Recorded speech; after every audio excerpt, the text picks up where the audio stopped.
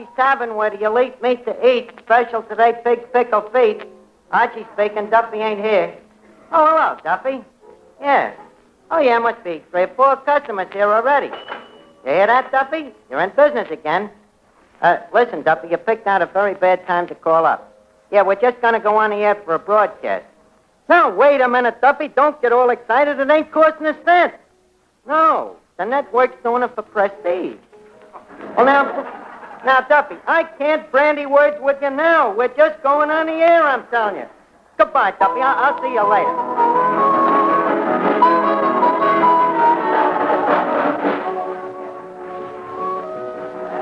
Good evening, ladies and gentlemen. This is Mel Allen. Forecast invites you to join us for a decidedly informal evening at Duffy's Tavern, where anyone under the sun is likely to drop in any time to talk things over with Archie. Almost anyone may drop in tonight. Now, people we're sure will be around, however, are Gertrude Neeson, Colonel Stoopnagel, Larry Adler, and John Kirby's orchestra. And now I turn you over to that past master of ceremonies, Archie.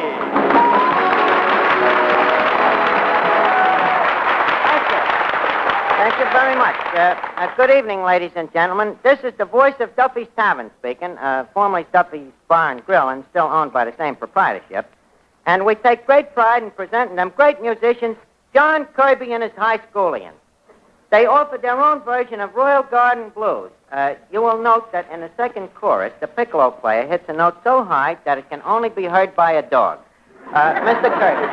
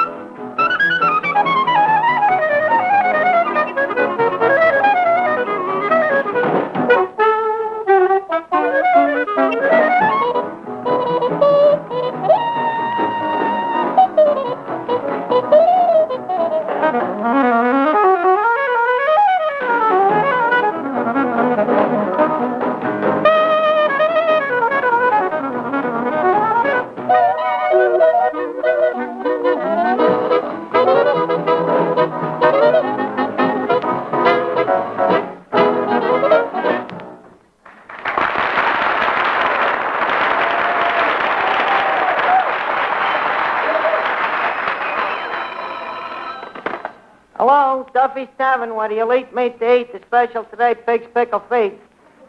Oh, hello, boss. Hey, how'd you like Kirby's band? They what? Duffy, they do not. Well, I see what you mean. Mm-hmm. Yeah. What is it, Archie? It's Duffy, Mr. Kirby. He says he thinks your band is great. All right, Duffy, I know. I can't tell a guy that, though. You don't understand artists, Duffy. You know, they're much more insensible than you and me. You gotta tolerate them. But Duffy, you haven't liked nothing since Chauncey Olcott cracked up on Mother McCree. You're living in a graveyard full of Irish tenants. Wait a minute, Duffy. Gertrude Neeson, the new floor show just walked in. What? All right, I'll tell her. I'll speak to you later. Good evening, Miss Neeson. Hi, Archie. Say, Miss Neeson, I hate to, I hate to bury sleeping dogs, but Duffy has been complaining about you. Oh, what's old Novocaine brain squawking about now? Well, he claims you insulted his best customer, Mr. Feldever K. Beldorf. Was you out to dinner with Beldorf last night? Yes, and I'll never go out with that crumb again. Huh? You know what happened? He asked me to go out to dinner last night, so I go with him. Well, you know how I never like a strange man to pay for my meals. Yeah, I know. So I said to him, Mr. Beldorf, I insist that this dinner should be Dutch. But he said he absolutely wouldn't hear of it. Well, that's nice. He said I had to pay for him, too. That's that Beldorf, so what did you do? Oh, I did what any lady would do. I broke a plate over his head. What else could you do? Well, frankly, as man to man, do you think that breaking a plate of soup over a guy's head should be construed as an insult? No, but Beldorf's a little hypersensitive. Don't like those things. I'll explain it to Duffy, though. By the way, Duffy ain't never heard them golden tones of yours, Miss Neeson. You know, I've told him about you being a great star of the movies and the radio, and when I mentioned that you have been on the stage, he says he had one request. Look, Archie, even to please Duffy, I will not recite Casey at the bat. Well, all right, then. But would you mind rendering the customers with a song? All right, I'll do something especially for Mr. Duffy. Does he rumba? An amusing question, Miss Neeson. Proceed ahead.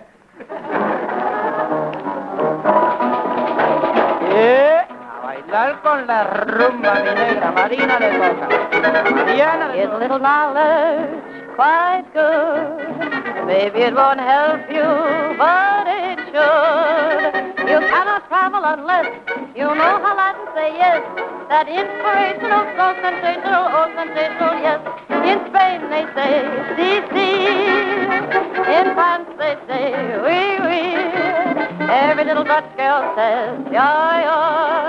Every little Russian says, da, da. But, sweetheart, tell me why. No matter how I try, you listen to my plea, won't say yes in any language to me. Why don't you say, si, si? All the monkeys in the tree, they don't have to say, si, si. All they do is wag their little tails. That's a little gag that never fails. But, sweetheart, tell me why. No matter how I try, you'll listen to my plea. You won't say yes in any language to me. Why don't you say, si, si?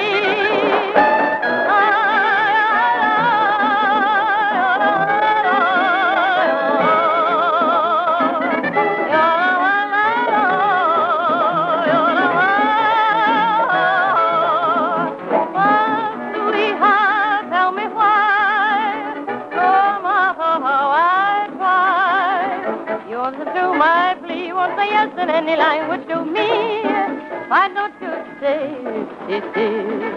Or maybe you say, baby, why don't you say, si, si?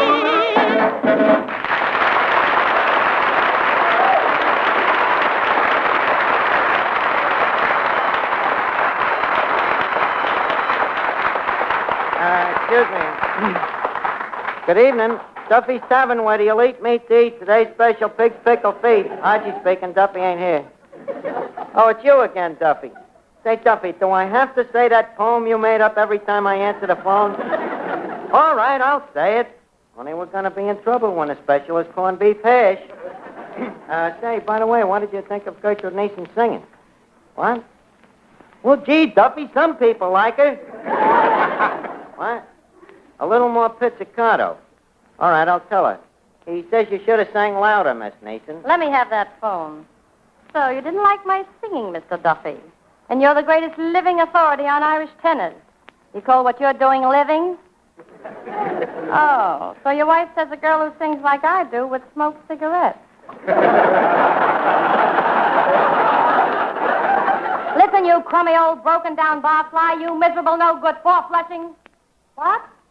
Yes, you can call me Gertrude. And furthermore, lame brain, if I had the wings of an angel, I'd beat your brains out with them. Goodbye.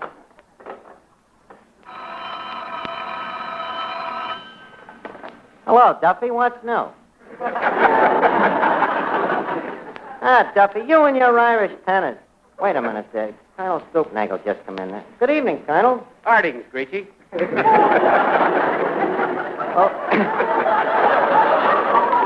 Well, how are you tonight, Colonel? Oh, I'm in pretty good shape for the shape I'm in. That is, considering my shape. Yeah, that's pretty good. Have a cigar, Colonel? Yes, I have. Thanks. I'll be right with you, Colonel. Have a seat. Hello, Duffy. The Colonel's got a look in his eye like a $3 porterhouse. If I play my cards right, maybe I can sell him a slice off of that Kansas City steer you've been saving for inflation.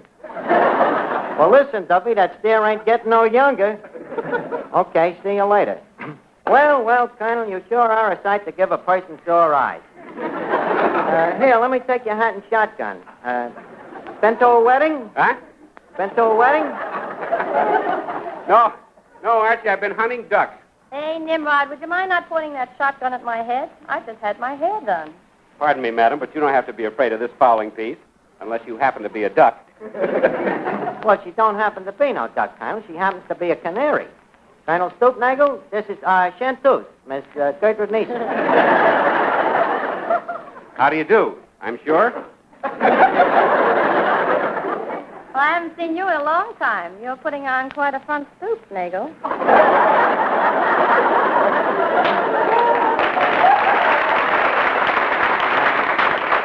Better give me that foul piece, Colonel, and I'll put it out of harm's way. Hey, careful of that, Archie. That's no ordinary shotgun. It ain't, huh? It's what I call a sawed-on shotgun. Oh. You will also observe that it's made with one barrel on top of the other instead of side by side. It's for shooting ducks who happen to be riding piggyback. That's certainly a very clever blundering bust, Colonel. Blundering bust. Oh, indubitable. Yes. And here's another startling feature about it. One barrel is loaded with bullets, and the other barrel is loaded with nothing. Loaded with nothing? Why is that? Well, the loaded one's for shooting ducks, and the unloaded one is for not shooting innocent bystanders. Oh. Say, Archie, how about that steak for the Colonel? Oh, yeah, thanks for reminding me. Say, Colonel, we got a steak here we've been saving especially for you. Archie, now you're talking. After that duck hunt, I could eat a horse. Colonel, you have placed an order. Nick, that saddle steak for Colonel Stoopnagel. Want me to ride it in, boss? No, just slap it on the rump and hold the kitchen door open. It'll walk you. Oh, good evening, Officer Clancy. What'll it be, the usual absent frappe? Never mind that. Who belongs to the blue sedan parked outside, next to the fire hydrant? Well, what's wrong with that? It's my own fire hydrant. Now listen, you. Now, you listen, Clancy. You're supposed to be a friend of Duffy's. Why do you always come in here annoying the customers? You listen here, Archie, and don't be giving me no back talk. You keep your customers obeying the law, or I'll close you up. Well, you can't close us up. We ain't got a license. Yeah, but I never... Well, don't let it happen again. Okay, Clancy. Holy smoke, Colonel. If he ever finds out we really got a license, we're going to be in trouble. Well, don't worry, Archie. I've got a pull with the mayor. I can arrange to have your license revoked. Oh, thanks. Thanks very much, Miss Mason. Oh, nothing at all. Say, Archie, Yes, Colonel. could I interest you in this thing here that I've just invented? Well, what is it, Colonel? To me, it looks just like a door. A door it is. It's a bathroom door that you don't have to wait outside of. You don't have to wait outside it. Well, why is that, Colonel? Because it opens into a closet. Gosh, Colonel, you sure have got a furtive mind. I'll bet you'd have a million suggestions how to improve this place. Well, I have one idea you might use, Archie. I've just invented a brand new drink. It's made by brewing malt and yeast and hops together, and the result is a tangy, golden liquid with a frothy head on it. But, Colonel, we got that here. That's beer. That's odd. That's what I call mine. Now, wait a minute, Colonel. Beer was invented more than 2,000 years ago. Really? It seems like only yesterday. Say, Colonel, have you ever tried your hand at inventing an Irish tenor? Why? Well, Duffy says either I either get an Irish tenor or I'm fired. My boy, never despair. I, Colonel Lemuel Q. Stoopnagel, am an Irish tenor. Aretha, we're saved. Oh, but wait a minute. Duffy only likes Irish tenors. Ah, sure, me old mother was a queen of the queens of County Down. Ah, she was indeed. Indeed, she was. Ah. How well I remember me mother and I. Colonel. Over in the cold. Hey, Colonel. South Norwalk Island. Hey, Colonel. Colonel, can you... Colonel, Colonel, can you sing with a kind of a catch in your voice, maybe? Listen, Archie, when you hear me sing My Wild Irish Rose, you'll hear the lakes of Killarney. You'll hear the Shannon River flowing softly down to the sea. You'll hear the lilt of Irish laughter, the salt of Irish tears, the beat of brave Irish hearts, and the wail of the Irish banshee. Oh, she was indeed! Indeed, she was! Ah! You see what I mean, Archie? Yeah, that's just what I'm afraid of. If it ain't done right, Duffy will be on that phone quicker than Jack Robinson and tear the roof off me. Ah, don't worry about a thing, Archie. This will be magnificent. To the pipes, Mr. Kirby. My wild Irish rose. Colonel, I think you better stop. You may look at... Hello? This is Finnegan's Pharmacy. This is Finnegan the pharmacist speaking. All right, Duffy, don't get so excited. All right, well, he stopped, didn't he? What? Oh, Duffy. Well, that ain't possible. No, Duffy, it is not possible. All right. Hey, what was that, Archie? It's nothing. We had a request, that's all. Well, I'm always glad to oblige. What was the request? Never mind, you couldn't do it. Say, Archie. Say, Archie. Yeah? Look who just came in. You know Larry Adler, the harmonica player. Why, sure. How are you, Mr. Adler? Glad to see you. Hello, Archie. Nice seeing you again. Say, Archie, you know Larry Adler happens to be the finest harmonica player in the world. You think Duffy would like a sample of his talent? That Duffy don't want guys with talent. He wants Irish tenors. Well, Archie, if it'll help at all, I know a million Irish tunes. Ah. Hey, Mr. Adler. Do you know Danny Boy? Duffy always liked that one. Ah, sure, me boyo, I know it well. Okay. Well, let's take a chance on Mr. Adler. But, Mr. Allen, when you announce him, you know, there's no use confusing Duffy about the man's name. You know what I mean. Yeah. I get it, Go ahead. Archie. I get it. Ladies and gentlemen, Danny Boy, played on the harmonica by the world's greatest harmonica virtuoso, Larry O'Adler.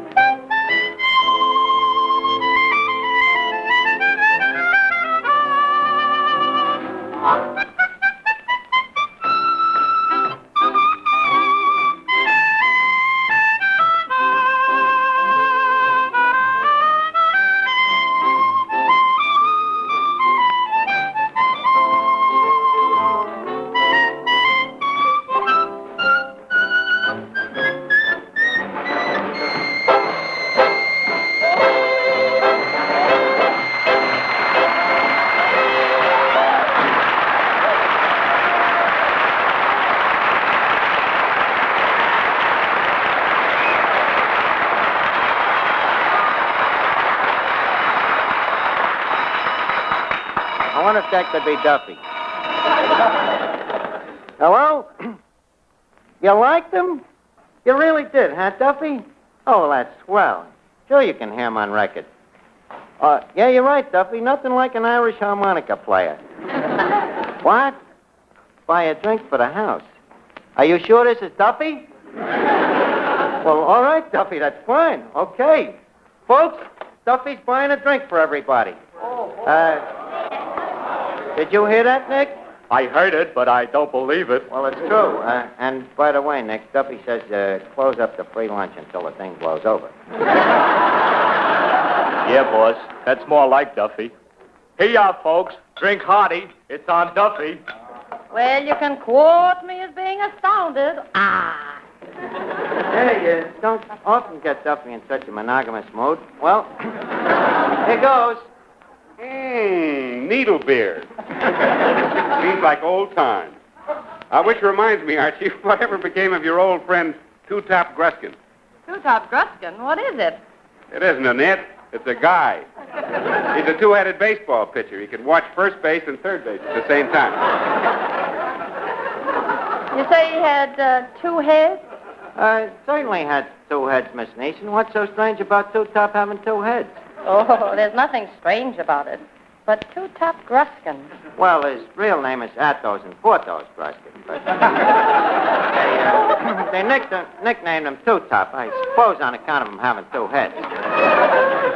Very original. Yeah, what did become of Two-Top? Oh, he got married. Happily?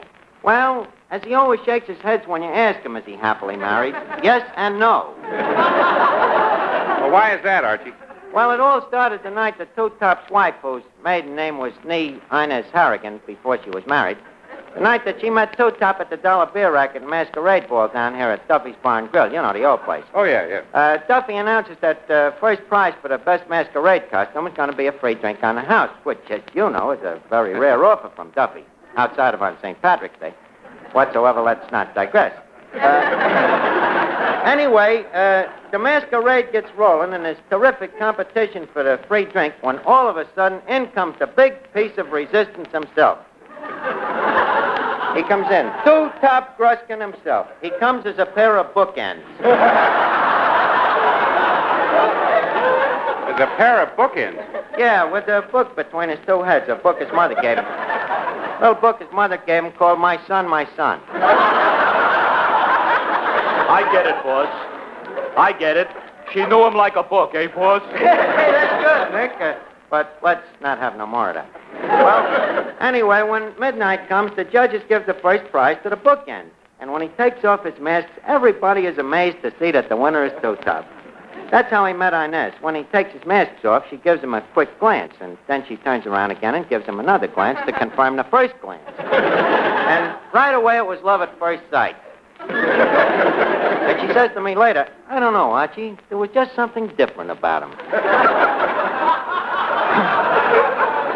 Says, I guess it's that he was so tall, blonde, and brunette. Well, Two-Top falls for Inez, too, and it ain't 10 minutes before he's playing I Love You Truly on a harmonica and kissing her at the same time. So, finally, he proposes marriages to her. Bigamy, huh? Yeah. So Inez says, okay, Two-Top, after all, twice a loaf is better than none. Hello, Duffy. You changed your mind. You've been thinking it over and you don't like Adler. But, Duffy, no, you can't take back free drinks after people have drank the drinks. No, it's neither practical nor ethnical. But listen, Duffy, will you forget Chauncey Hall Carter? I'm in the middle of a story. Yeah, I'll call you back later. And Duffy, no restraint. Well, anyway, as I was saying, Two-Top is so happy about Inez marrying him that he quick goes over to the bar to celebrate. So Duffy puts first prize to drink on the house down in front of him. But Harold, the bartender, says, don't you think it's pretty cheap, Duffy, giving a 2-headed guy just 1 drink? So Duffy says, okay, I'll be a sport. I'll give the other head the chaser. Sounds a bit parsimonious, Archie. Oh, yes, well, fella. Well, Two-Top takes the drink, see? But it seems he takes it with the head that he inherited from his father's side of the family. And the first thing you know, he can't stop drinking. Well, the head that's drinking the chasers tries to control him, but it's no use. So finally, the sober head winks at Duffy and says, better slip my Mickey, Duffy.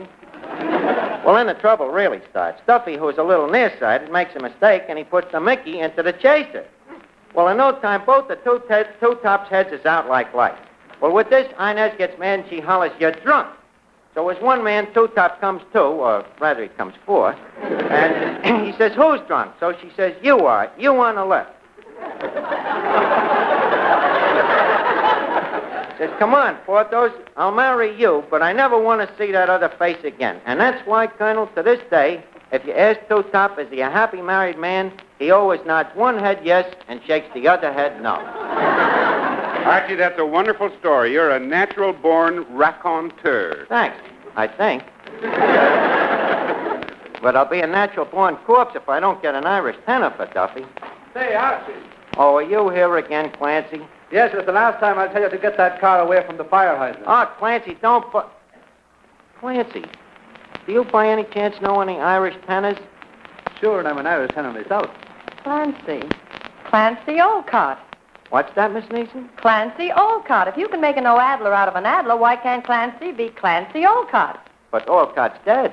Does Duffy know that? Well, probably not. He still insists that John L. Sullivan is the heavyweight champion of the world. You see what I mean, Archie? You're a reaper, Miss Neeson.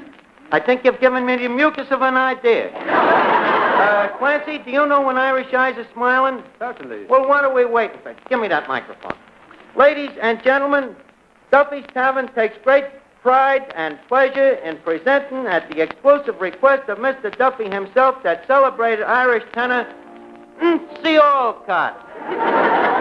When Irish eyes are smiling, sure it's like a morning spring. In the leaves of Irish laughter, you can hear the angels sing. When Irish hearts are happy, all this world seems bright and gay. And when Irish eyes are smiling, sure they steal your heart away.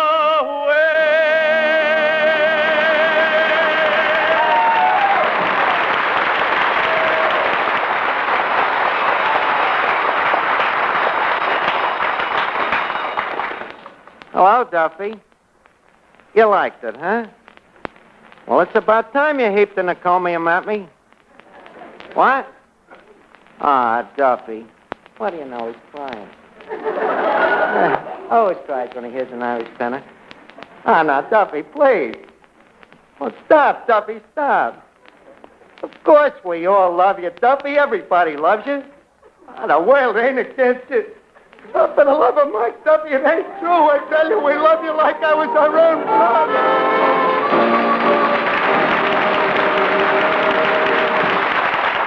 And that will give you a rough idea of what Duffy's Tavern will be like when and if it reaches the air regularly. Tonight's program, like each forecast show, is intended as a sample broadcast, an illustration of what you may expect of Duffy's Tavern if it eventually becomes a weekly radio feature. If you want to hear more from Archie, from Gertrude Neeson, from John Kirby's orchestra, and from the never audible but always active Duffy himself, write to CBS and tell us so. Your applause will help to make Duffy's Tavern a weekly broadcast feature. Next week, Forecast will present a full-hour show from Hollywood, a large-scale musical variety program called Of Stars and States. The cast, headed by John Bowles, will include Virginia Vale, Nan Gray, Arthur Q. Bryan, and Governor Leo Daniel of Texas. This is the Columbia Broadcasting System.